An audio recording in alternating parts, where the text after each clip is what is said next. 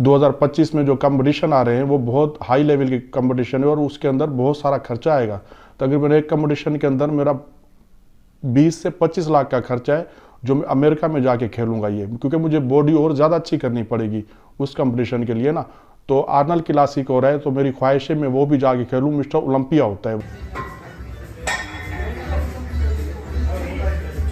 मेरा नाम मोहम्मद यूसुफ है। फील्ड के अंदर मुझे तकरीबन 18 साल हो गए। अभी जो मुकाबला हुआ है थाईलैंड में वर्ल्ड चैंपियन, उसके अंदर 3 कंपटीशन थे। क्लासिक फिजिक था, मेन फिजिक था और बॉडी बिल्डिंग था। वहाँ पर ये 3 कंपटीशन थे, तीनों मैंने ही जीते थे वहाँ पर।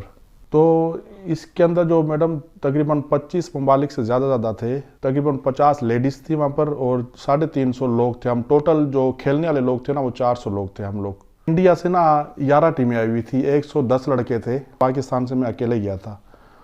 तो उनके लोग इतने थे कि वो शोर मचा रहे थे वहाँ पर ना, कि इंडिया के किनारे मार रहे थे ये वो। तो मैं अकेला ही खड़ा हुआ था। तो मेरा जो दिमाग था, मेरा फोकस था, मेरा इतना भरा हुआ था कि मैं अंदर ही अंदर ये सोच रहा था कि मेरे साथ पूरा पाकिस्तान खड़ा हुआ है।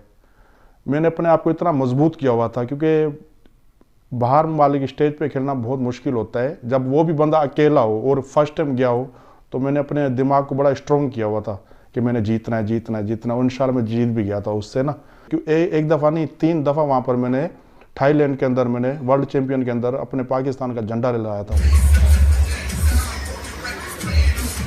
सक्कर का रिहायशी हूँ। मेरा नाम है मोहम्मद कैसर अंसारी हूँ। माशाल्लाह खैर से गया। पूरे सिंध में इस जैसा लड़का कोई भी नहीं था जो इसको बीट कर सके।